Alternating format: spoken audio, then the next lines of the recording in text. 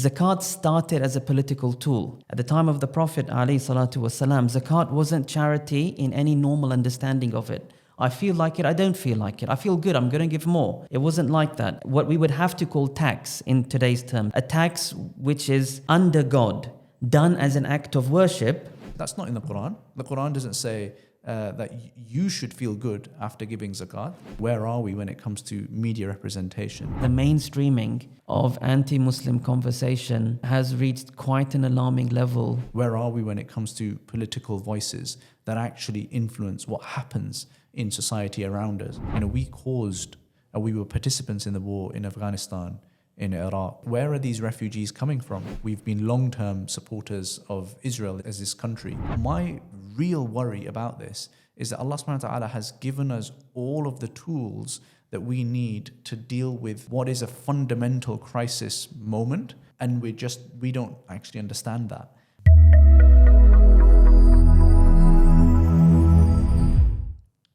Assalamu alaikum. Zakat is not just charity, it's actually an intensely political and social action. Today, we're going to have something slightly different. Normally we have interviews, but today we're going to have a conversation with Shaykh Sohail Hanif, who is the CEO of National Zakat Foundation, who's coming back to the channel. And Shaykh Sohail is also a very respected Islamic scholar, and we are in Ramadan 2025 right now. And IFG have the Zakat Impact Fund, which is looking to back, using zakat, a whole range of very strategic endeavors, ranging from poverty relief all the way to supporting education around politics, journalism, helping charities that are fighting Islamophobia, as well as other causes as well, such as think tanks. And naturally, that raises a whole bunch of questions around how we understand zakat and where it can and should be spent versus how Allah subhanahu wa ta'ala and His Prophet understand and gave us the teachings of zakat. And so today we're going to be diving in and we're going to be interrogating exactly those topics. Shaykh Sohail, assalamu alaikum and welcome. Wa alaikum assalam. Thank you so much for having me. Shaykh, welcome to the podcast. You've been working in zakat for a number of years. What do you think people most misunderstand about zakat? Thank you very much. It's a pleasure to be back. I think there's quite a few levels we could answer that at. At its very basic level, I feel most Muslims don't give zakat. I've got no data on this.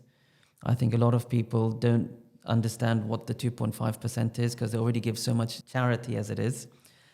So they assume zakat is subsumed in what they do. So I think there's a basic literacy about that zakat is different. It is like a tax. It is on particular assets. That's not clear to a lot of people. It's an asset class assessment as opposed to generic wealth tax or income tax. But then once you get past that hurdle and people understand it's a thing you have to do, it's on particular asset class, there's a process of calculation in it, then the final figure, 2.5, looks very small. That's why they assume it might be subsumed, is my understanding, my guess of a lot of people.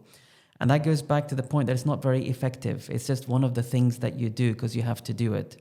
So there's this lack of sense that zakat is actually, it's like a trajectory. It's meant to take us somewhere. We have to serve it. In early Islam and in our Islamic tradition, zakat is structured. It's tied to government in the early period. It has roles, it has jobs, it has ways that it's stored. It serves a civilizational purpose. So the lack of any narrative about where is zakat taking us, what are we meant to be achieving from it, how do we know we're serving it well as opposed to just getting it done, the equivalent being praying at home versus building a mosque. Building a mosque is a trajectory. Prayer is taking us to building institutions, building community. So we have a narrative in prayer. There's Jumu'ah. There's we have a narrative about where prayer takes us communally. There's a zero narrative in people's minds around zakat. And overcoming that, I think, is extremely essential because I don't think we'll be true to the sacred law if we don't understand we have to build community, build institution, build something through the instruction of zakat. What do you think is the most missing gap in people's mind from your vantage point in finance, investments, and really being a thought leader in economic matters for our community? When it comes to zakat specifically? Yeah, so we're obviously in Ramadan 2025, and understanding that zakat, exactly really as you said, is an institution. It's not just the act of giving charity. Allah subhanahu wa ta'ala, when He describes the 8 different categories of zakat, He puts categories in there that if you read that verse and then you apply it to the world of zakat today in the UK, it doesn't seem to compute at all, right? It's about, Allah subhanahu wa ta'ala is talking about struggle. He's talking about potentially, armed warfare in some of the items of zakat. He's talking about freeing the slaves, or he's talking about freeing the captured. And when we compare that to what and mu'allafat al-qulub, he's talking about the how would you translate that, mu'allafat al-qulub, the softening of the hearts. Potentially, according to some madhahib, Muslims and non-Muslims as well can be recipients of that. And you take all of the richness of the fiqh conversation around this over the years, and then you compare that to what we are doing, and it's just heavens and the earth. And my real worry about this is that Allah subhanahu wa ta'ala has given us all of the tools that we need to deal with what is a fundamental crisis moment for the world as a whole right now. I'm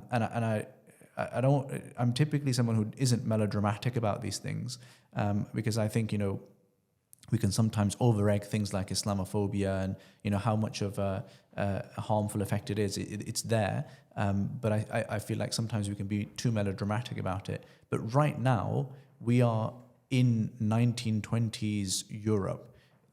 There is a logical end point to this, which is going to be some kind of war, I think. It's going to be potentially a very major war. And there are just ruptures. It's completely normal now to be Islamophobic. It is actually now at crisis point. And then you compare our community, the average Muslim, and his or her iman levels and his or her understanding of Islam and his or her practice. You're talking about, how many people probably don't even give zakat, because many of them don't even know that they should be possibly even giving zakat, right?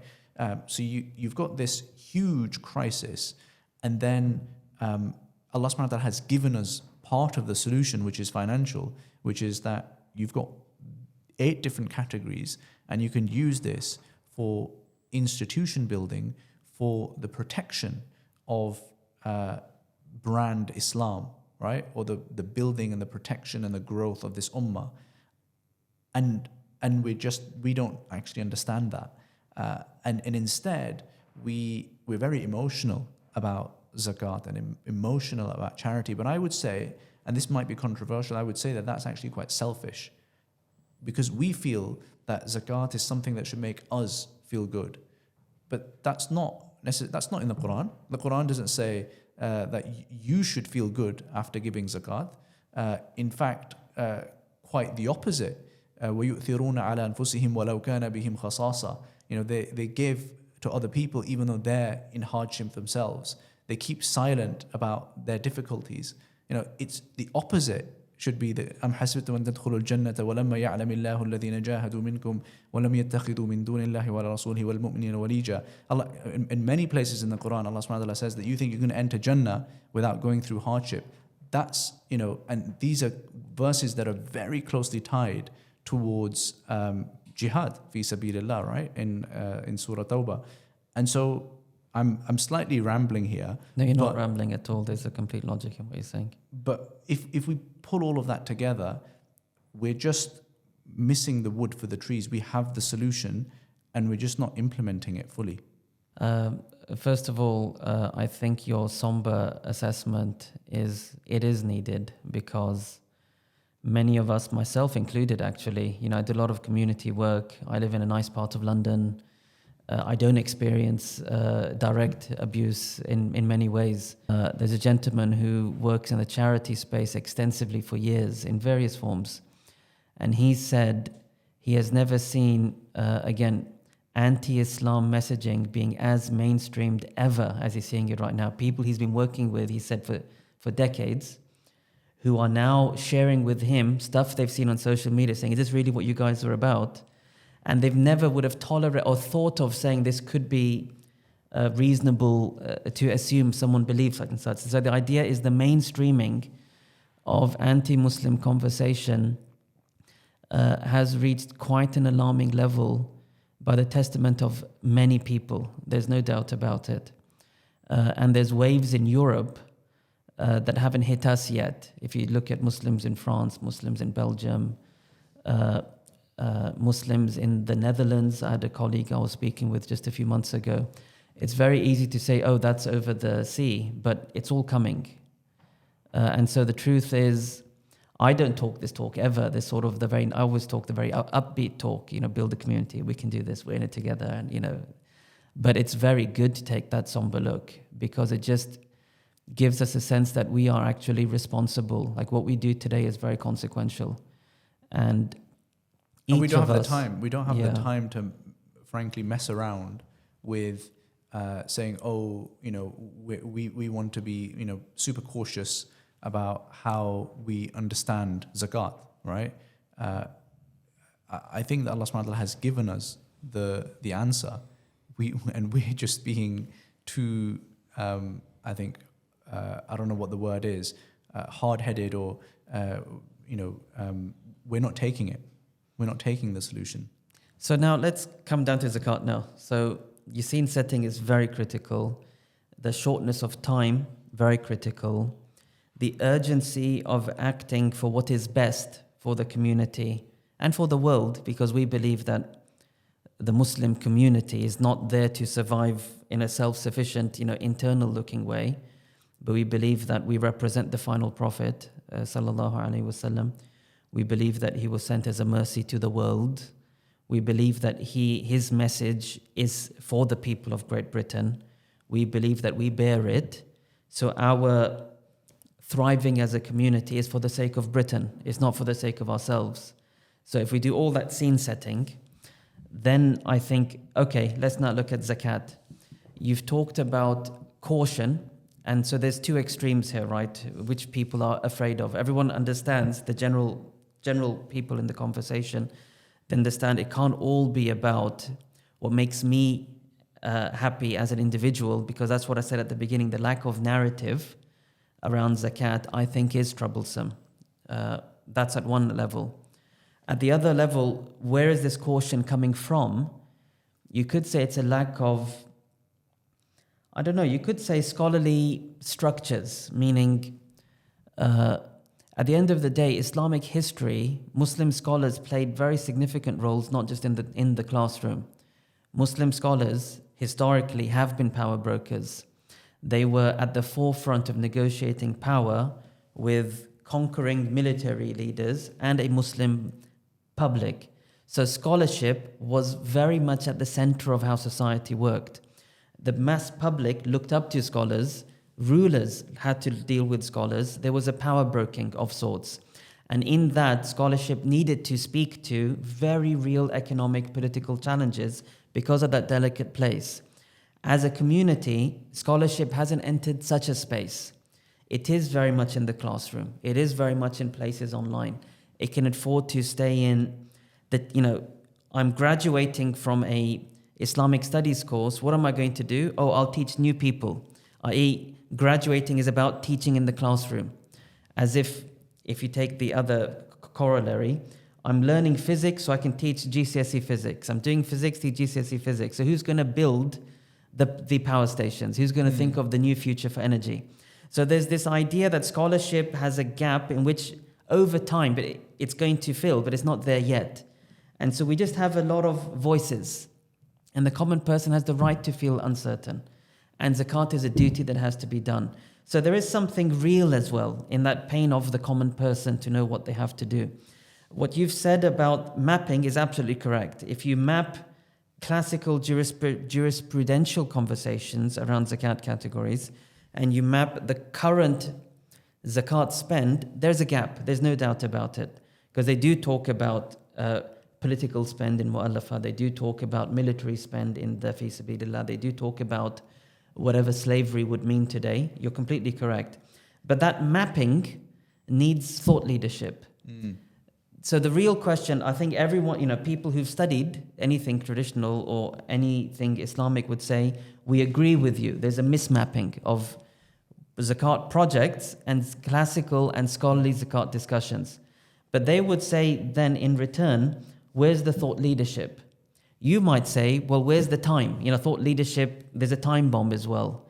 So when are we going to do the papers and when are they going to be reviewed? And when, there's something moving here.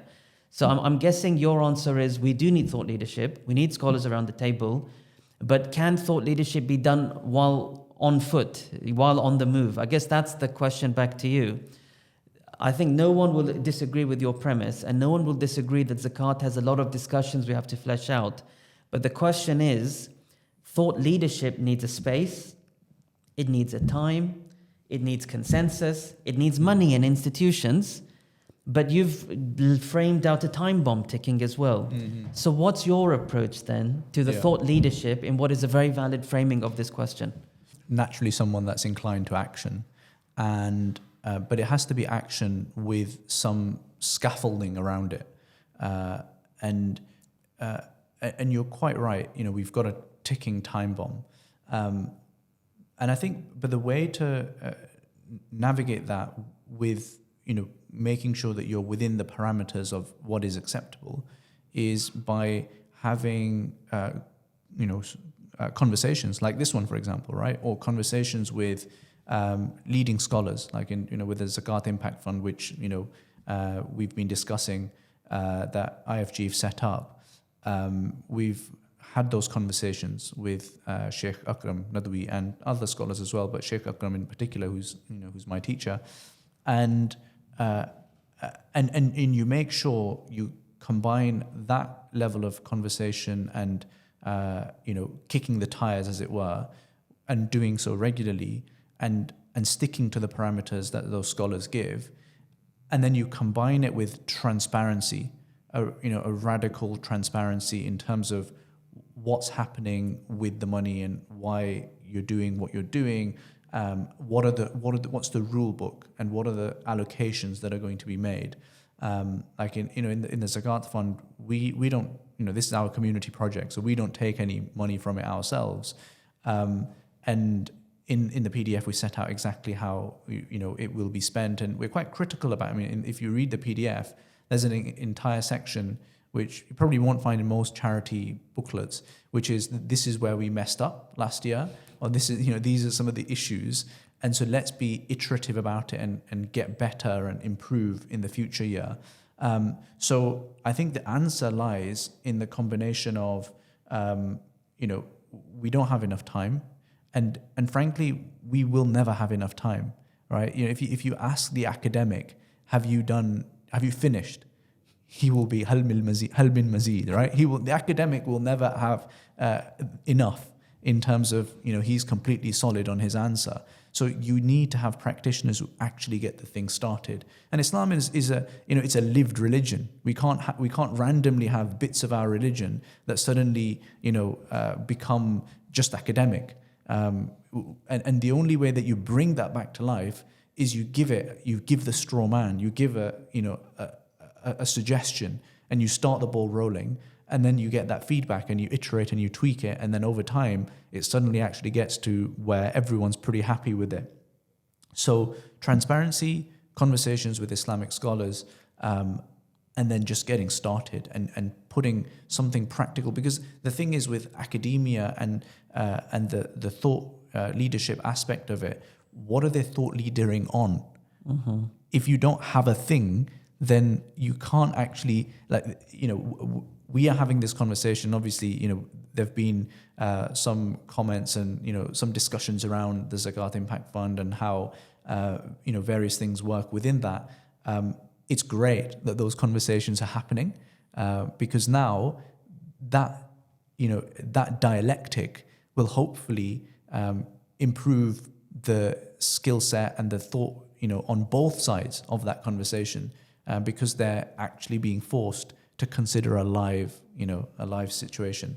So that's kind of my take on it.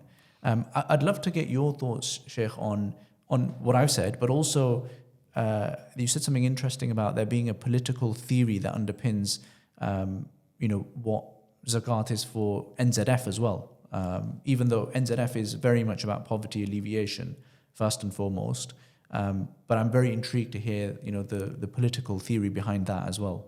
Yeah, Shauna, thank you very much. Let me answer that from first principle, actually.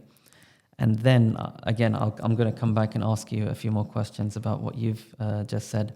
So really interestingly, although I've shared all the premises that you've outlined today, we also released a PDF about 3-4 weeks ago. Maybe we can link it to this video for those who are interested. Titled A Zakat Vision for the UK. It's bold. Within which we've said things like, we only give zakat to poor people, we only work within popular consensus, completely unaligned in some of the scene setting that you've done. And yet, there's this whole vision of why this is so important for the future. Again, this narrative filling. So the question would arise, how are you addressing the same challenges you've laid out? I agree they are the challenges, and I agree there's a time ticking, with a framing where you say, nope, we're going to only help people below a nisab, and we're only going to work within a consensus that our community can work with. And yet I'm claiming there's a political theory in that. And so if I can present this with this contrast now, the political theory, I call it politics bottom-up. What is politics bottom-up? And what is politics in general? And I'm not quoting any definitions of any political scientist, but for me, politics is about collective effort for a common good, basically. The idea that you're bringing people together and mobilizing. And all politics starts from the grassroots at the end of the day. If the grassroots move away, then there's no longer any legitimacy of any political rule anywhere in any system. Monarchy and democracy and everything else. Islamic law as well. Our jurists, they talk about the imam who's on top of the hierarchy, but there's always this understanding that power is coming from the people, which is why there is a theory of politics for the minority, because the people are here. And so what has been the unsolvable problem for Muslims in a minority setting like the UK is, how can we come together? That's it. That is anyone who wants to know, how can you come together for moon sighting? How do you come together for anything? That's a political question. What structures are we going to create so that we can have common purpose? That needs structure. It needs leadership. It needs trust. It needs a buy-in. But if we could get there, where there is common purpose around whatever you want to call the issue, call it moon sighting, call it whatever it might be, you've created now a block in a public with a common goal. That block can do other things beyond moon sighting now. That's the essence of political movements. So what is zakat as a narrative, and what is zakat as a political narrative, which I said is missing in many people's minds, because zakat started as a political tool. At the time of the Prophet ﷺ, zakat wasn't charity in any normal understanding of it. I feel like it, I don't feel like it. I feel good, I'm going to give more. It wasn't like that. It was what we would have to call tax in today's term. But it's a tax which is under God, done as an act of worship, but you don't have a choice in the matter, which is what tax means. You are acting out of the law if you withhold your zakat. And it goes to a centralized structure. There's jobs, zakat collectors. There's places zakat is stored. That's why all of the classical mosques have a Baytul Mal. If you go to the courtyard of the Umayyad Mosque, if you go to the left of the mihrab of the old Qurtaba Mosque, which became a cathedral afterwards, but there's a mihrab, and on the left of it was the Baytul Mal door. If you go to any of the great structures of the great central mosques of Islam, there's a place where zakat is being stored, often tied to the central mosque. These are all official jobs. There has to be guards. In the time of the Prophet ﷺ, zakat was often animal wealth. People forget that zakat is, which needs all this infrastructure. There were farmlands where it was stored. There were shepherds who had to look after it, all paid from zakat, because it's system, it's centralized, it's tied to politics, and then it's used within particular frames, as Allah subhanahu wa ta'ala has decreed, but under a political structure. So zakat is political by definition. It's the movement of wealth by duty. By definition, that's a political act. It's a taxation system. The issue we have to figure out is, how do you fulfill what Allah wants from us in a minority setting? That's the million-dollar question. Many of the fuqaha described how Muslims should be in a minority setting, and my interest is more in the classical fiqh. So in the classical fiqh, they talk about, certainly in the Hanafi school, which is interesting because Hanafi scholars have, again, giving zakat to the poor is quite a theme. But in the Hanafi school, there's a number of leading scholars who've said, well, if Muslims are a minority, they should coordinate and create their own leadership structures. Create your own Friday prayers, which otherwise should have been done from an imam, a political leader.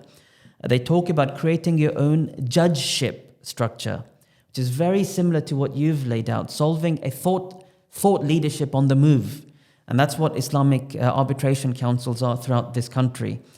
We don't have a ruler to appoint a judge, so we self-appoint. But when you self-appoint, there's no buy-in. But if you don't appoint, then how will Muslim women get out of abusive marriages? So you're stuck. You have to solve a problem. You haven't got all the buy-in, which you really require to appoint a judge, but you kind of have to solve the problem. And our classical fiqh talks about you have to solve it this way. So I call it politics bottom up. Create leadership, create structure, and part of that is what zakat is. So I feel what we talk about in our zakat vision for the UK, I call it a national zakat system, which is where Muslims all over the UK feel they can go to bed at night feeling they're part of solidarity networks for Muslims. I call it like the Muslim NHS, which all I mean by that is we pay into it, we know how to access it, and we feel really good to be part of this. This, I feel, can be a foundation for our leadership structures, because I've seen when you talk about zakat in communities, we work a lot with mosques, caring for the needy in ways that people don't feel is threatening or controversial. I found that people across ideologies, they come to the table and they want to work together. So I genuinely feel working with communities, what we're doing at NZF, we're working with mosques in multiple cities now. I think we can lay the foundation over the next 5 years, 10 years, 15 years to change the landscape of concerted, coordinated effort. We can come together around helping the needy, and I hope and expect that can be a platform for accelerating other forms of local leadership. The idea that politics does happen at local levels. Politics happens not just in Westminster, and I think we can influence that through coordinated effort. I'll stop talking here, but what I want to show is even here, we say we're working with the needy, working in scholarly consensus as much as possible.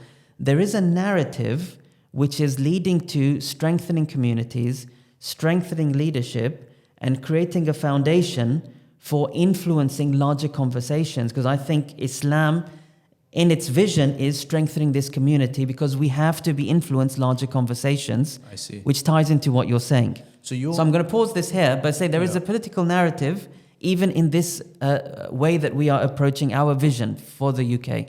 So if I try and put it in my layman's words, Go on. The zakat of the sheep, and you've got all of this infrastructure. You've got the shepherd, and you've got the feed that needs to go in. You've got the guards. You've got the guard dog, and you've got the guys that coordinate between the 15 different fields all over the country. That's the zakat infrastructure that is dealing with, fuqara masakin, but it's ultimately zakat infrastructure. And that infrastructure is the same infrastructure that can be used for other collective decision-making processes. So you're effective. So I think what you're saying is that by us putting together the zakat infrastructure in the country, that is the proto, the political structure. That's like the initial political kind of structure that can then be built upon to do lots of other things. Do you think is that fair? I think that's a fair summary, and it's important to recall, even in Islamic history, the great stories of zakat are normally in the first 100 years, when zakat is the most important economic driver, after which you don't have that many famous stories about zakat. The famous stories are really about, land tax on one side, and then awqaf and other institutions on the other side. Why? Because zakat laid a foundation for a new kind of community. The idea that when wealth circulates locally, and that's why the local is important, because you have to feel invested in building, which is where the local that the classical fiqh talks about, because you have to feel I'm responsible for something. That's what the infrastructure is about. Something in the psyche, I am responsible for my own. Something about building all this infrastructure, because you have to build it to make it work. Then I think even the zakat of the first century, it was the foundation for an entire civilization to stand. I'm saying our civilization will stand, but the infrastructure isn't there to capture the imagination. People don't know what you mean by local. Local and international is all the same. And I'm not, again, I have just to make it clear, I'm not against anything about zakat going to help international causes, but there is this impetus of the local because it builds something in the psyche, a feeling of responsibility, the need for structure. We've got all over the country mosque, council of mosques, and they're very good, but in many of them, they have to many of them are trying to now figure out, what are we there for? I think when you inject zakat conversations into many of these, our umbrella bodies suddenly have something really important to oversee. The movement of wealth within our community, that's due diligence, that's technology, that's systems, that's trust, that's leadership, that's buy-in. All of that is the foundation for a new way of living. And that's what happened in first Islamic history, and I'm convinced it will happen again. Yeah. So that's a fair summary, what you've said. And the other interesting thing that you were talking about is this, the situation of minorities and how it's harder than if you were to live where you've got the Leviathan, you've got the government, and that does everything. But actually, I think if you drill down into the legitimacy of it, I actually think it comes from the same grey area in both cases, because who put the government in charge? If you actually drill back down in pretty much any government, it would have been some kind of military struggle, right? Or some kind of political military struggle. And then, William of Orange came along, or whoever came along and planted the flag and said, I'm in charge. And they might ask, who put you in charge? I put myself in charge, and here's my sword, and I am now in charge. And then that perpetuates, and centuries go by, and then you've got, the police and army and all of the other paraphernalia that goes into it. It becomes custom, right? So almost the military evolves into this is just the way it is. And that is a way of, deriving authority for doing what you do. And so that is no more or less legitimate than, the Uncle Khalid who set up a masjid, or Uncle Farid who set up East London Mosque, which is now becoming almost like one of those institutions, or National Zakat Foundation, or Islamic Relief, Dr. Hani al-Banna, whoever set that up, it was just some guy, or some guys or girls who got together and they decided that we're going to set this up. And then over time it fossilizes or ossifies into this kind of custom thing. And I would put forward that, it's actually, if we see the similarity, it actually means that it makes our life a lot more liberating and easier, which is that we just start. And instead of military might, there's nothing magical about military might as being the be all and end all of places where you derive authority from. It could just very, very easily be from consent, which is where I think where we are in a relatively happy harmony as a Muslim community today, where the ijma' of the Muslim community is that the Muslim Council of Britain, for example, is generally our representative. Or, you've got these 5 or 10 or 15 major charities, and they are our main interlocutors when it comes to charity, for example. And similarly, I guess on the investment side, there's a few players where pretty much all of the mainstream of the Muslim community turn to when it comes to investment. So it's actually, I don't think it's that challenging. And I sometimes feel like it's easy to ask the question, who put you in charge? But then ask that to, Keir Starmer, ask that to Donald Trump. And actually, it feels like a weird question to ask, but in essence, the point is the same. And so I think it comes back down to, just starting. I wanted to ask you had further questions for me. I do. Over to you again.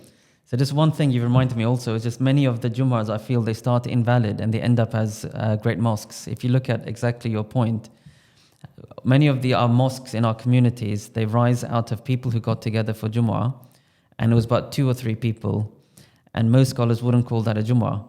But they started, and then 10 joined, and then 12 joined, and then this joined, and then they got together, and then they built a mosque, and then it's this oddity of institution building, which again, it's just what you've reminded me of, that actually, although thought leadership on foot, thinking while doing, it might sound extreme, but if we really look back, it's most of our institutions, including government. You made it very big, but you're right.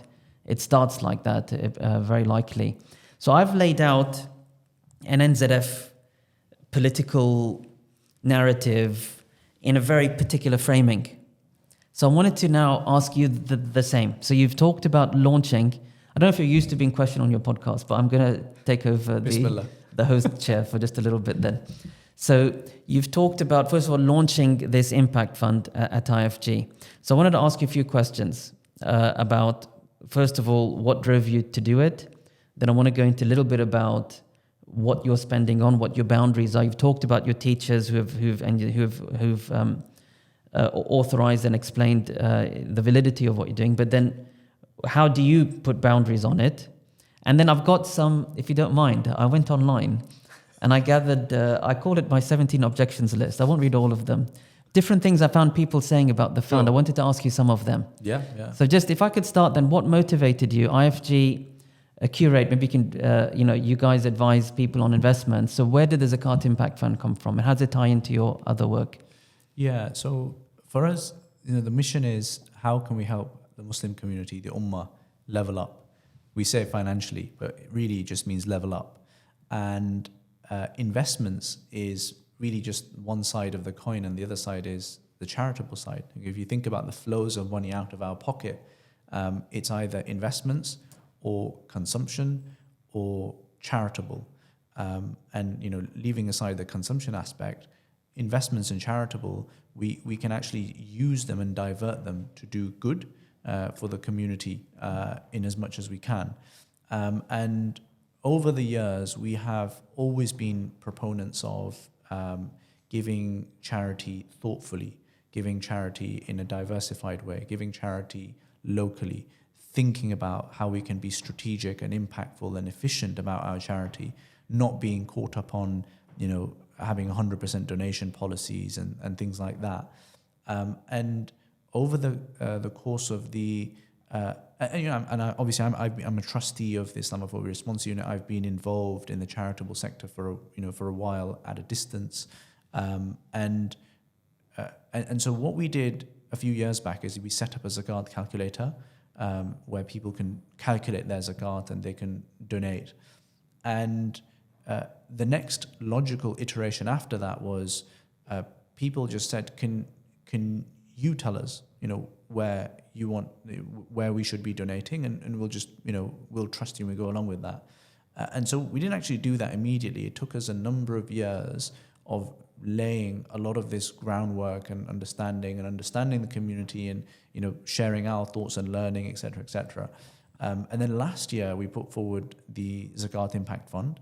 And we're very clear about this, right? This is a community service for us. We're not making any money out of this. If anything, this is a risk for us. Like, we don't have to do this. It would be easy for us to just build some wells or an orphanage somewhere, perhaps in this country, right? That would be a non-controversial thing to do. But we have to be sincere to our mission, which is we need to level up the Muslim community financially, and that needs to be something that weighs on our scale on the Day of Judgment. It needs to be something that we can stand in front of Allah subhanahu wa ta'ala and justify knowing everything that we know. Like, if we stood in front of Allah subhanahu wa ta'ala knowing everything that we know, and we only built orphanages, not saying that that's a bad thing, obviously this is an incredible thing, that actually is a problem. I'm not sure how that conversation with Allah subhanahu wa ta'ala would go if that is the only thing that we've been doing, knowing what we know. And so the Zakat Impact Fund, and we're very clear about this, that look, we're looking to do good, we're looking to create impact. And there are basically two different views on the application of zakat funds. So if you take one of the strict classical Deobandi Hanafi position that you should only give to the fuqara, the poor, then brilliant. You can you stick to that, and 1/3 of this fund will be going to NZF. Feel free to think of it as if you're giving £100, £33 of that can be zakat.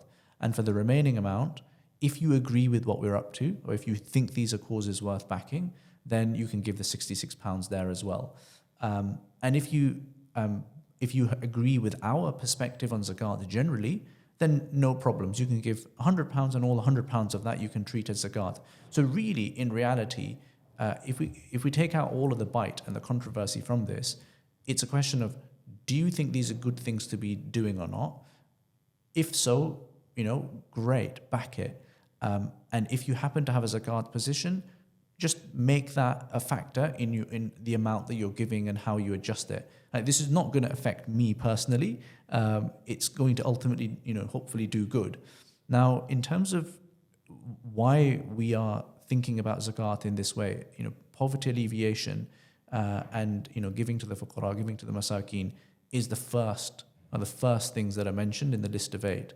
And Shaykh Akram was very clear that we need to always make sure that that is a very important part of the fund, because if you lose that, then that is actually not being sincere to the scripture, the nusus, in terms of how zakat it has always been understood. So that's the first thing. So we will always have a portion that will be going to the poor and the needy. But even there, because we like to tinker and we like to be efficient, we work with NZF to focus that money more towards getting people back into employment, getting people back on their feet, so that they can be net donors of zakat over time, because they will start earning money themselves. But then on the 2/3, what we do is we work with Funders in Good to be our trusty lieutenant, as it were, to look after the remaining 2/3, of which 1/3 we just give to Funders in Good to do with as they see fit and do their social philanthropy stuff. And then 1/3 we essentially decide what happens with that, but Funders in Good is the vehicle and the lieutenant that kind of gives them other value additive services. And my vision about zakat is hopefully quite coherent with the vision that we see from the Quran and the Sunnah, where zakat is about strengthening the ummah. And today, the way that you strengthen the ummah is by interacting with and getting onto the pitch of the power discourse, right? Where is power brokered?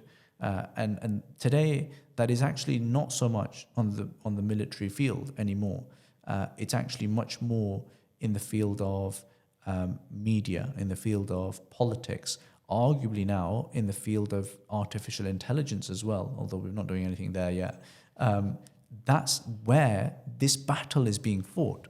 And sometimes it frustrates me. It's like we are literally seeing billions being spent by the largest superpowers in the world who know power, and this is where they're spending it. And we are it's literally happening, and we are not, and we are thinking about, is this even legitimate? And we are going to be talking, and when we understand fi sabilillah, it means purely warfare, and it means warfare with the amir who kind of calls for jihad, etc., etc. The very classical understanding. The world has moved on. Where discourse and when we're thinking about the protection of the ummah and the defense of the ummah and the strengthening of the ummah, that is a live discussion. And us talking about this over here that is arcane and from hundreds of years ago is not relevant anymore. Like, if we were actually going to protect the ummah, the discourse that we need to be having is where are we when it comes to media representation? Where are we when it comes to political voices that actually influence what happens in society around us? Where are we when it comes to those who are looking to give us our legal rights and our legal protections, and freeing our brothers and sisters who might be falsely imprisoned, for example, or who might have other issues surrounding them, such as they might have been discriminated at, for example, at work. These are all things that we can and should be able to defend the ummah through. And there's a bunch of other thoughts in there as well. If we kind of achieve and if we project forwards in 5-10 years time to turn towards how this manifests, because I think it's actually in the manifestation which we can most starkly see if it's been a success or a failure. If we look at the funding amounts for people like MCB, it's a pittance. You compare that to other religious groups and their leadership. The Church of England has an endowment of about £10 billion at the last count, and it probably increased now. The Board of Deputies, they've got a multi-million-pound budget. The anti-Semitism charity, I can't remember the name of it, they have government funding, £20 million plus. Now you compare that to all of the charities that we have, the equivalent thereof, it's literally part-time people, 1 or 2 staff, hundreds of thousands of pounds scrambling to make ends meet. And at the same time, you've got £1 billion being raised in charity by the Muslim community. Like, it's just mental, right? It doesn't make any sense whatsoever. Like, what are we doing, guys, right? And so if we project forwards 5 to 10 years, and we actually have these core institutions that have now improved and become a lot stronger, and have started improving the lot of the Muslim community, and started for the first time moving Islam from almost this kind of defensive, weird, slightly kind of ghetto thing into a respected, we actually respect Muslims, and this is something we can learn from. And Muslims, for the first time, are actually now proactively trying to solve not just Muslim problems, but global problems or UK-wide problems, from a faith-based tradition. That only happens if you've got solid institutions that drive that conversation, not when there's 2 people and they're scrounging around trying to just raise money for their salaries.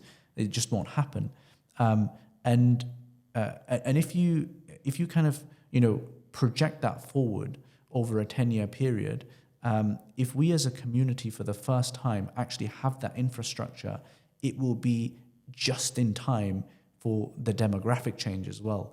Like in 2050, we're projecting to be roughly 20% of this population, 20% of the UK population, 1 in 5 people, Muslims, because of just the way the demographics are moving. This is why the far right is so upset, because they can see this as well. Demographic numbers don't lie.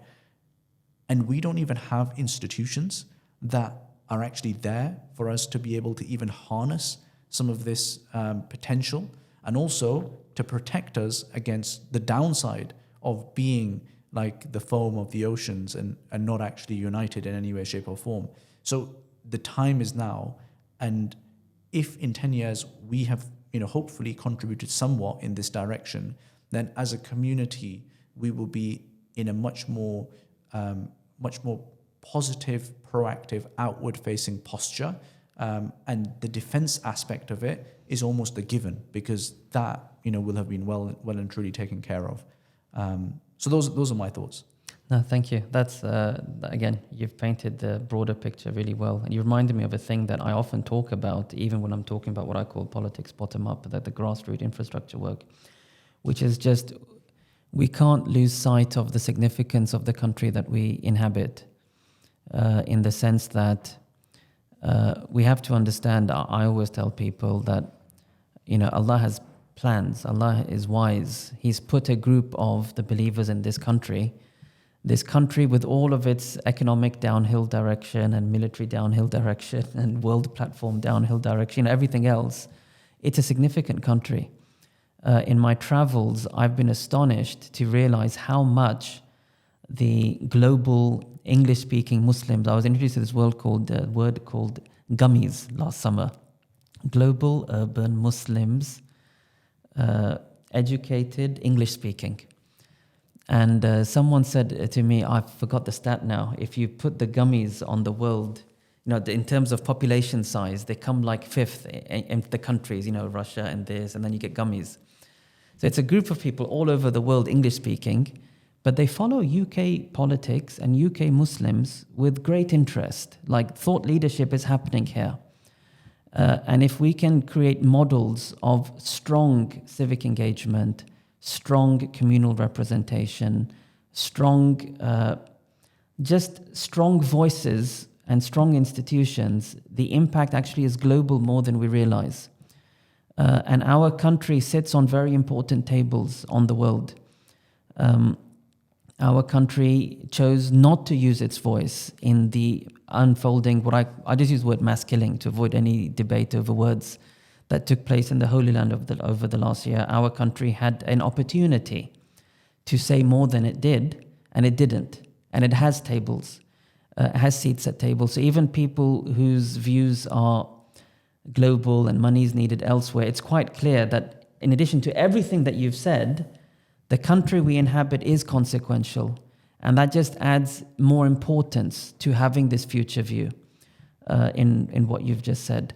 Let me come back to you with just, you've talked about just one thing, just because it was dangling in my mind. Yeah. You said a third of it goes for FIG to do what FIG wants, but you didn't clarify what that is, in case no one knows what Funders in Good does. Yeah. So because that was like a black hole in your narrative. So, yeah. So Funders in Good is this social philanthropy setup where the idea behind it is that we don't just give the money and then we forget about it. We send a trusty lieutenant with the money and make sure that it does what it's supposed to do, and it improves whichever organization that money is being given to, such that that organization hopefully over time may not even need that funding anymore because it's built itself up so much. And so Funders in Good does that, and it kind of upskills them through the governance, the fundraising, and all of the other softer things that a charity and an institution needs. And this was one of the failings that I think we had last year in our impact fund, where for some of these charitable endeavors that we gave to, the feedback was quite active and forthcoming. For some of them, it wasn't as much, and it was and it's a lot easier if there isn't someone knocking on your door to just let it peter out.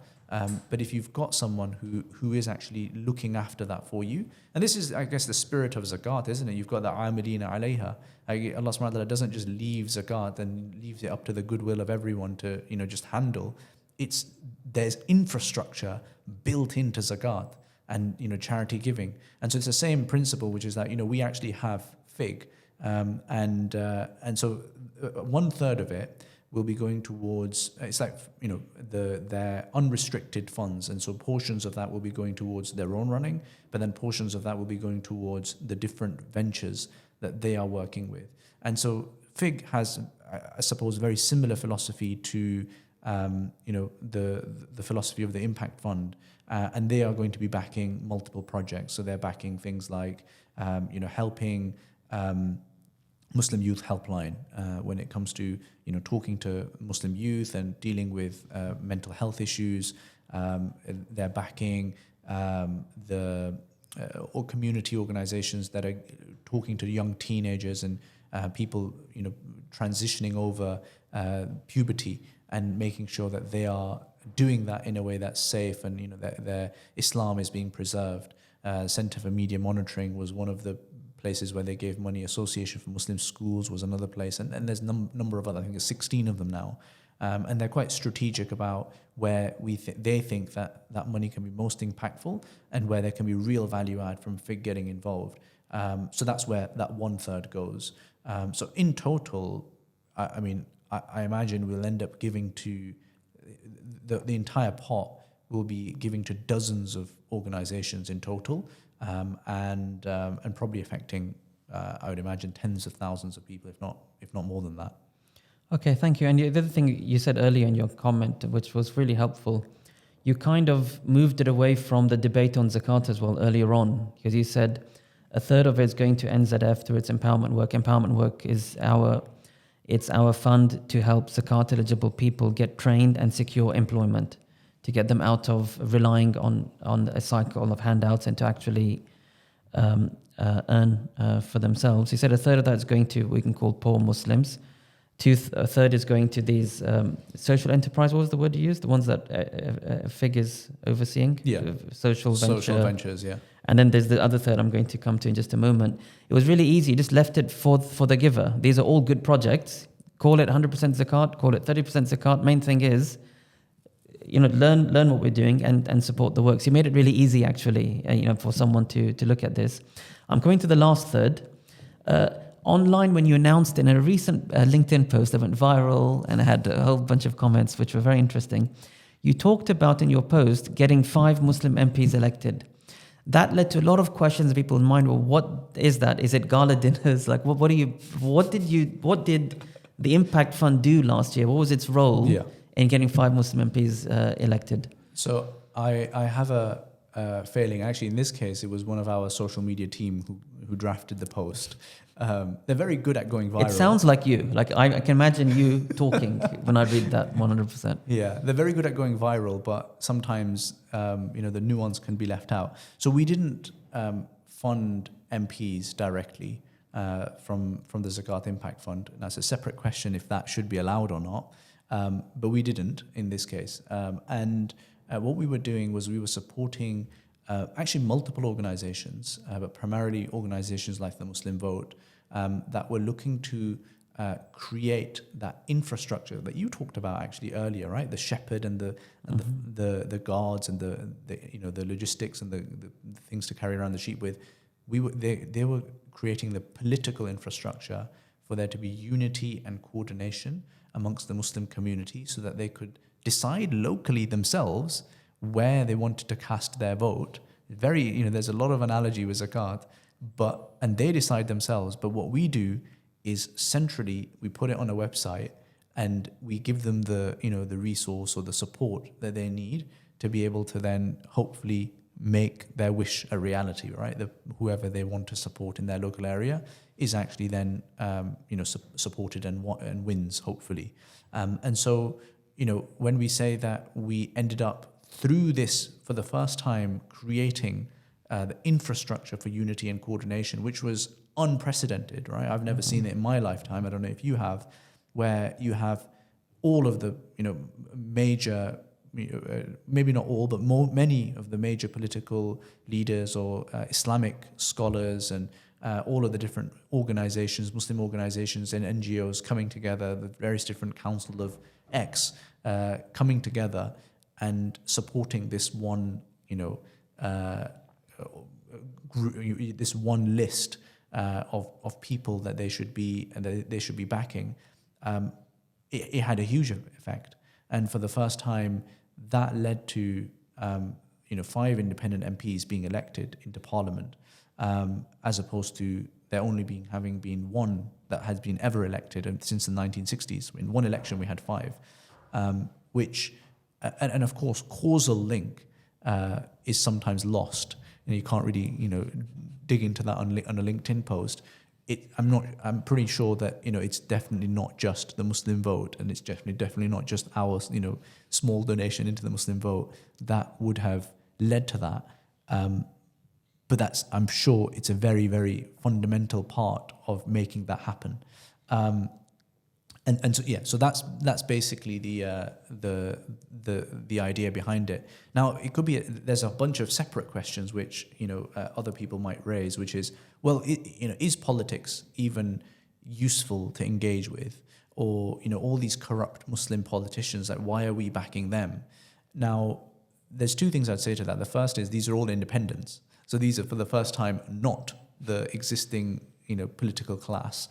But then secondly, if you are skeptical about engaging politically, and if you are skeptical about politics being a legitimate power broking conversation, like if you just think that politics is useless, it doesn't actually change anything, then A, I think you're mad.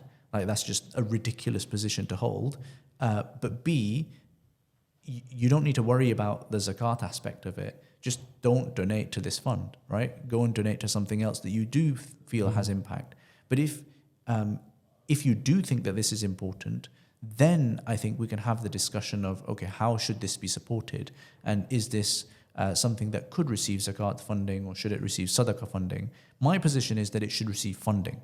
And I happen to think that it can and should receive zakat funding as well. But I'm pretty relaxed about, and I think you're alhamdulillah, senior scholar. So I find that the more scholarly someone gets, the more they realize that there's a diversity of views. Like, we talk about Islamic investments and finance and riba being bad, but I've got my own teachers who will say go and take a conventional mortgage, or you've got other people who will go further and say that actually maybe there's a good argument here, but we should set up a bank, and it's perfectly fine in non-Muslim lands to use conventional interest, and there's no issues with it.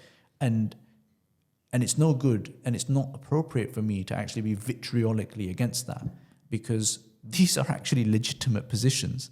And these are, there may be positions that I may not necessarily agree with, but we need to respect the fact that there's diversity and there's sincerity in the view of whoever is, taking that position. Even the Quran talks about حُرِّمَتْ عَلَيْكُمُ الْمَيْتَةُ, or the verse goes on about what things have been prohibited for you, except if you are in hardship. And so the Quran is painting this vivid picture of someone eating a pig or someone eating bacon, and that being permissible for that person. And I think once we actually engage with the scripture properly, I think we become a lot more relaxed and tolerant and focused on, okay, now let's actually try and solve the problem, as opposed to getting caught up in the tribal debates. Okay, there's three threads in there that I found quite interesting in your answer. First of all, when you simplified what I said into infrastructure building. So if I simplify what you said in terms of the role of the impact fund in electing these 5 MPs, you were essentially facilitating education. That's how I heard you used infrastructure and all of that, but essentially you were educating people through, whether it's a website, whether it's people going to mosques, and whether it was, you were creating a national classroom, because I come from education. So you created a sort of national classroom with a national, what do they call it nowadays? It's like a teacher's board on these online learning modules. So people could choose a class, and people could be informed. I think that's what it is important, because it sounds people.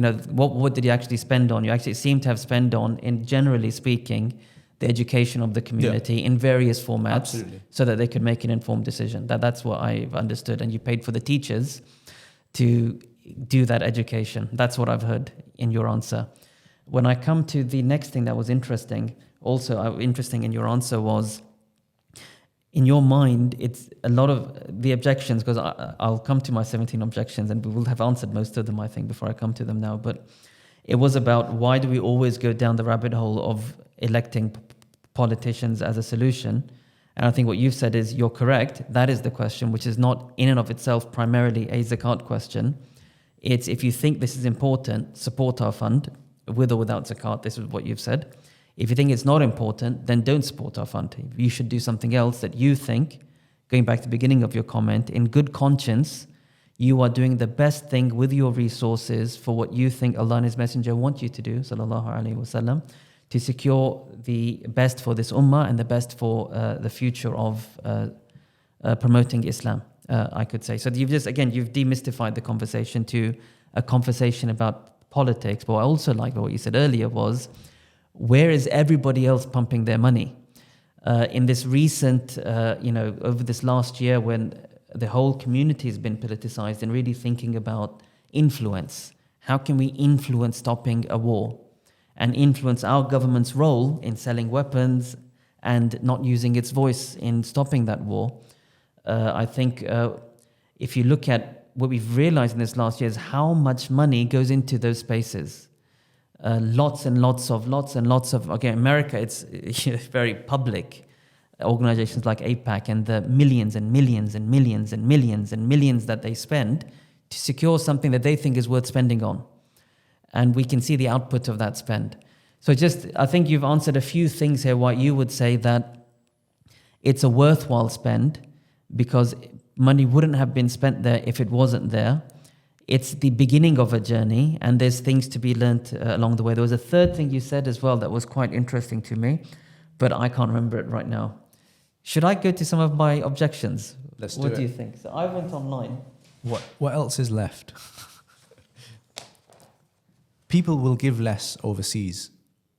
People are literally starving overseas. So you're correct. How do you have that? I've written them, some of them. Oh, because this is my authentic document. All right. From curating comments on LinkedIn to your post, the post that sounded like you wrote it, and some comments on a WhatsApp group that I'm on. But you've answered a number of these in the conversations. You're completely right. Well, one of them was, if you make zakat like this, people will give less sadaqah. That causal thing. I think that's a 1 minute or less than a minute answer, really. Do you think that's real? Less sadaqah will happen? No, I don't think so. I think and you probably have the stats more to your fingertips, but I think the majority of donations given by Muslims are zakat. So sadaqah is, I think, a relatively small portion of it anyway. Now, I think a more pertinent question could be, well, if you're giving this way, then actually the poor and the needy will get less, right? I think that's a more robust argument. And I think even that argument is a problem. I think there's two answers to that. One is that we're not asking for all £1 billion that is given in the charity this year to come to this fund or these causes. Just give us 1%. It's not us. Don't even give these causes. Give yourself 1% in this country. That is going to be a seminal change in the prospects of this country. And the second thing is that if we spend strategically, then actually we can actually solve a lot of that overseas poverty by what we do here. Like, what is it? Where are these refugees coming from? We were participants in the war in Afghanistan, in Iraq. We, at some level, were involved in and created the conditions for ISIS that then led to the issues in Syria. And we've been long-term supporters of Israel as this country. So where are all these things that are affecting us coming from? It's by the decisions of politicians in this country. And so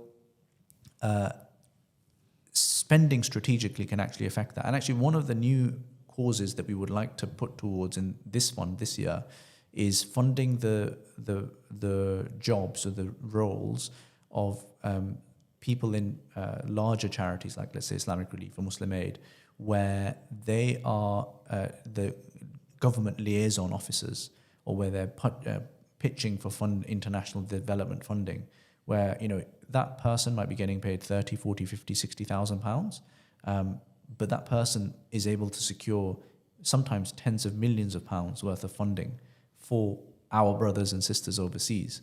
Now, rather than us giving 10 million pounds to our brothers and sisters overseas, we can just give 40,000 pounds and pay for another government liaison officer.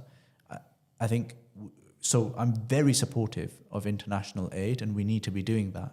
But it's about not just 100% international aid and actually trying to support international aid reducing the need for it long term and increasing the spend of it by other people through strategic spending in this country. And to add to your comment, actually, it's not just that our government has caused historical issues, but it's just the fact that right now, I saw someone sent a question on a fiqh group that I'm on.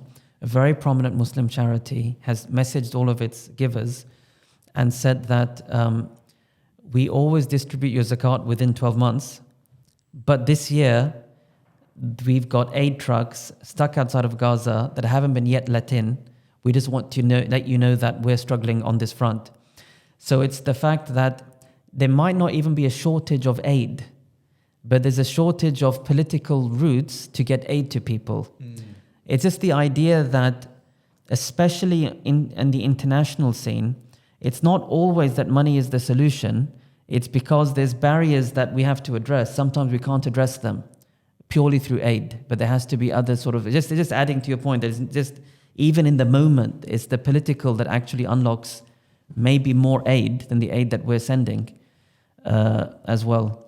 Another one of these comments, which was online, which is just a general one, is just how do you avoid abuse? Meaning, if somebody says, I'm fi sabilillah, therefore pay for my Mercedes, so I'll be respected by the other politicians, how can I drive a bad car when I go to park? You know, which you've already outlined, because in your election, it was really teaching is what, a lot of what you were supporting. But what are boundaries in this space? If it's not the poverty of the recipient, what boundaries are there in managing this spend? So I think Iqbal Naseem, he posted on this LinkedIn thread as well, and he gave some, I think, quite sensible guidance around this. But I think it comes down to what I was saying earlier, which is, you have conversations and clear oversight with scholars, people who are respected and know this field. You have transparency about what you are doing, and you set yourself certain guidelines and you set yourself certain allocations in terms of what's going to be happening and what's going to be happening when and where, and you stick to that. And then I think for the donor to any cause, they need to then assess the people that they are giving to and how trustworthy they may be. And if you just happen to think I'm not that trustworthy, then you shouldn't give to me. If you happen to think that I am trustworthy, then that's one tick, but that's probably not alone enough. You need all of these other things on top of that, which say that, okay, I think he's trustworthy. I think that there is, scholarly backing or some scholarly oversight, and I agree with what they are giving to. It might even be that you think that this is all perfectly zakat eligible, but you just don't agree with the causes that have been chosen. More power to you. Off you go, and you can donate and do your own thing. So I think that whole, collection of things, the whole package of things comes together to create the proper level of, parameters or boundaries within which we operate. And the beauty of this is that if we stray from that, then people just don't donate, and that's that. I think that's the only possible answer, maybe. Next one, I found it quite humorous on your LinkedIn post. Somebody wrote that one sentence comment to your wonderful post was, wonderful meaning it was elaborate, and the one comment answer was, I would rather give my zakat to Trump. What do you make of that? First of all, are they saying they would rather give it to Trump, or are they saying they're not going to give it to you? So we have to interpret the intent of the speaker. Reason why I highlighted it, it's very humorous. So last year we had a 3-hour conversation on possible interpretations around the 8 categories. So people can go back to the 3-hour one for the detail. When we came to the topic of mu'allafat qulub, right, which was hearts that are brought near, I just presented what I've seen as the classical spectrum of the old jurists of the ancient world in how they viewed this topic. And I said some viewed it for the saving the soul of the individual, but most in my reading viewed it as a political spend. And the way they understood this political spend, it was that the zakat is pulled centrally by a Muslim representative leader, the imam, the leader of the community. And then that imam leader can choose that a chunk of that money will go into some form of soft power. That's how they viewed the mu'allafa. And the way they framed it was, it will be spent on the leader of another community for some strategic alliance. And that leader could be antagonistic, so the spend is to win an alliance, or friendly, and is to win some relation. So however comically insane this might sound, giving zakat to Trump is actually quite close to how classical jurists talked about the mu'allafat al-qulub.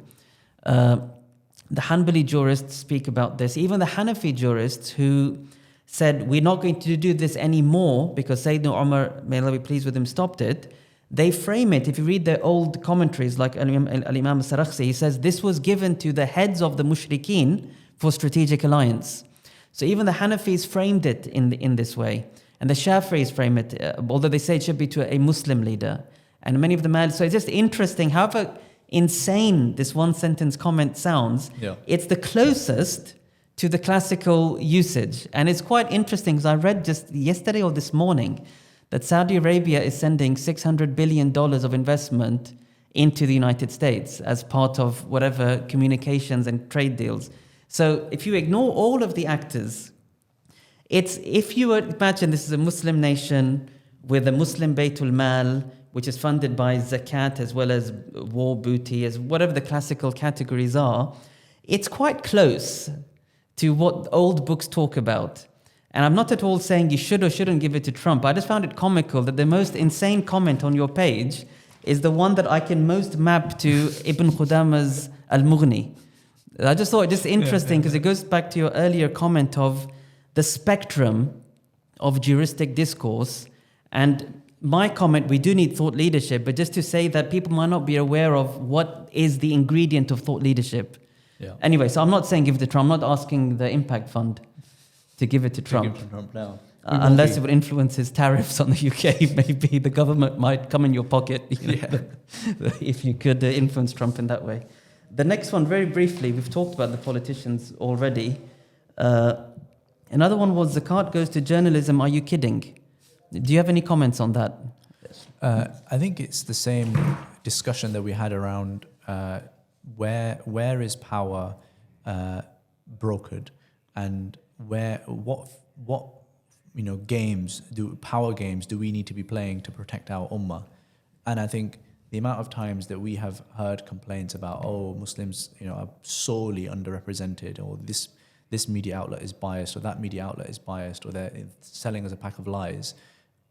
That alone, I think, is evidence enough that power is clearly brokered in these spaces. And the fact that you've got bots out there trying to actively, frantically influence debate in a certain direction, again, is evidence enough that this is where power is brokered. And so, in keeping with the spirit of the entire thrust of this fund, of course, we should be backing journalism and media and intellectual warfare. Any particular ways that you think you'd be doing it in this next year? I think we like to fund media outlets if there's people who are perhaps starting out on their careers when it comes to journalism, and funding journalism scholarships. This isn't something that we've historically achieved, but it's something that people at Aziz Foundation have done very, very successfully. And if there was a situation where we could also contribute to that, I would love for us to contribute to that as well. It's interesting. I happened to tour Australia with Sami Hamdi after last Ramadan. It was part of, I went to support the NZF in Australia, and so it was a tour about Muslim engagement. It was very topical. But one thing that kept coming up in the discussions was how in this last 12 months, there's been a fundamental transformation of news sources where journalism is no longer centralized, and you have the rise of independent voices with mass following, the likes of Candace Owens or Tucker Carlson or Mehdi Hassan's he's gone in his own. So this idea that journalism and its decentralization is one of the most powerful tools of changing popular opinion. And it's been, the playing field's been leveled in a very unique way in the last 12 months. So you just reminded me of just a lot of those conversations came back to, just train young people, show them how to make good content and get them producing. And you don't know how much you can actually decentralize the whole narrative of journalism, actually. Just I found that really interesting, things that, the conversations that I was a part of there. There's a lot of conversations, why is NZF aligning, in this, where we've kind of laid out our respective visions.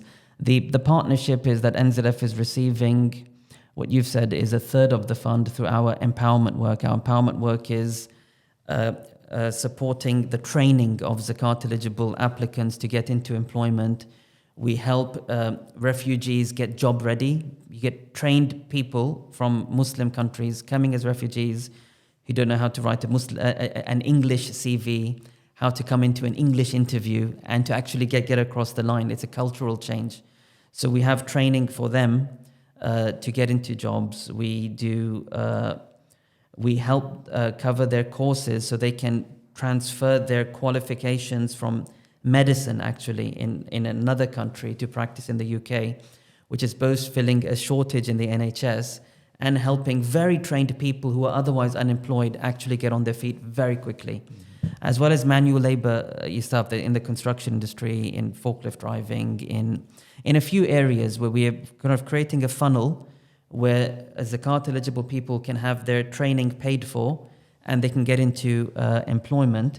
That's the extent of the relationship. Someone asked, is NZF fundraising for this? We're not passing funds back to it.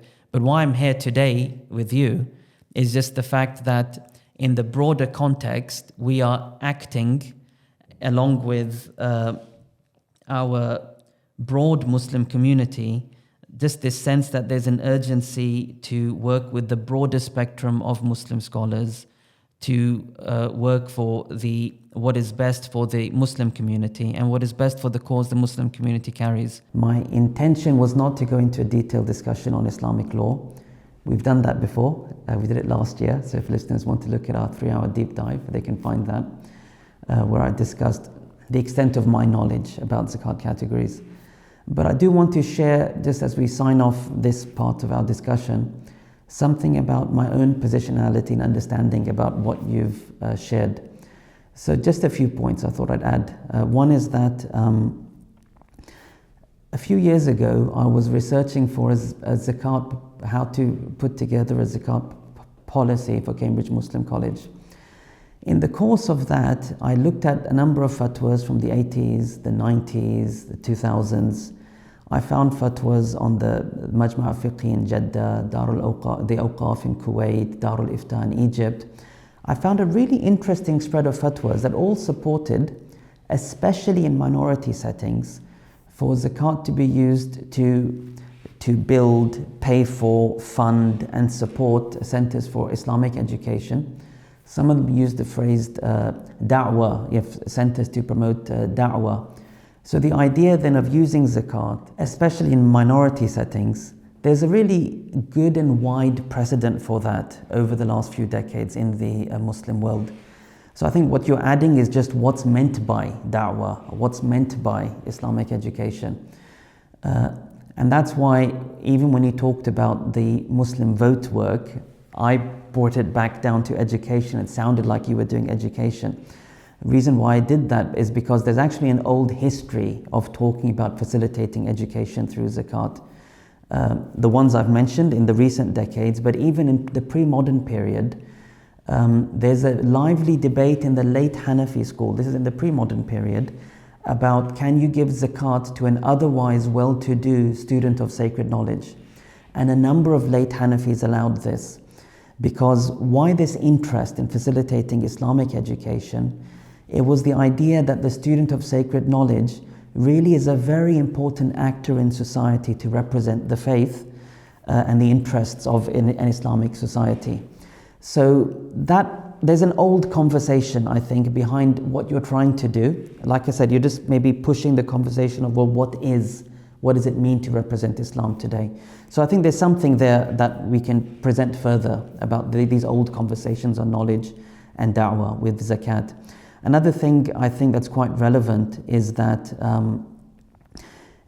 you've been talking about the importance of defending Islam, defending the Muslims and the danger of this period. I think that's something I also that resonates with me a lot. And I think we can make a strong case from traditional and classical precedent that all muftis need to have in the back of their mind the preeminence of defending Islam and the Muslims as something that guides them in ifta. I think there's a lot of cases outside of zakat that are relevant to this conversation. Another thing that I've appreciated in your presentation is that you've made it really easy.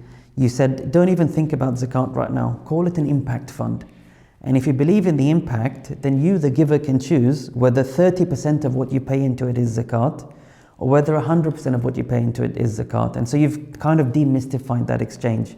And I think that's quite good and helpful in how you've presented that.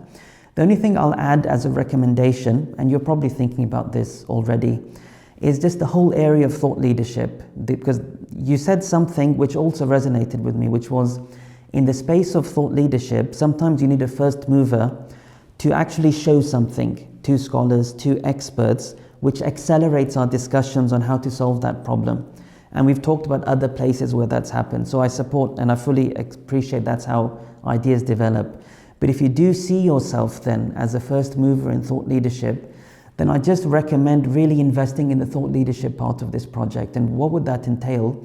It would entail, for example, getting someone to put together a reader of some of these fatwas I've hinted at for the last few decades on da'wah, Islamic centers, especially in minority, using zakat. There's a lot of conversations. Maybe someone in your team can put together a reader for people.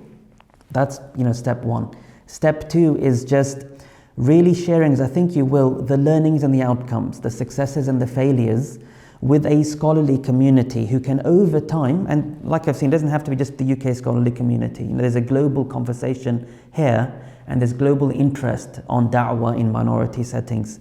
But if we can really see what are the outcomes, what are the learnings, then over time, through scholarly engagement, through scholarly readers, we can sharpen the guidelines of how zakat is being used and what the outcomes of this fund is.